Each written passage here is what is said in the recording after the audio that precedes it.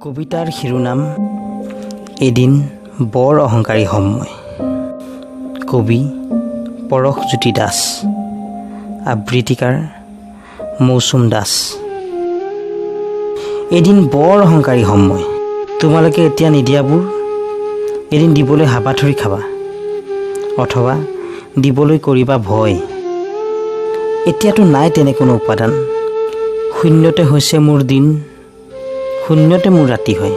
কিন্তু এদিন বৰ অহংকাৰী হ'ম মই। তোমালোকে এতিয়া গুৰুত্ব নিদিয়া নাই। চাহিদা যদিও আছে, আক্ষেপে ক'তো স্থান নাপায়।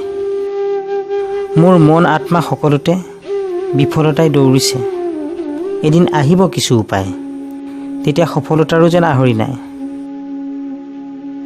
অমানিশাৰ অন্ততো যে পোহৰ হয়। এদিন বৰ অহংকাৰী হ'ম মই। তোমালোকৰ ইতিকিঙতাবোৰ সামৰি থৈছোঁ। তোমালোকে পাৰি দিয়া দলিচাত বহি লৈছোঁ। তোমালোকৰ প্ৰশ্নতে উত্তৰ কৈছোঁ। তোমালোকে যিমান তললৈ পঠাইছা, নীৰৱে সিমান তললৈকে গৈছোঁ মই। কিন্তু এদিন মোৰ পক্ষতে থাকিব সময়, তেতিয়াই বৰ অহংকাৰী হ'ম মই।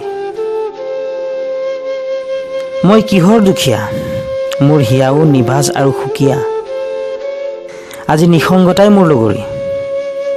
তথাপি অপেক্ষাৰত সকলো আশা, সলনি হ'ব মোৰ পৃথিৱীৰ সময়। এদিন বৰ অহংকাৰী হ'ম মই।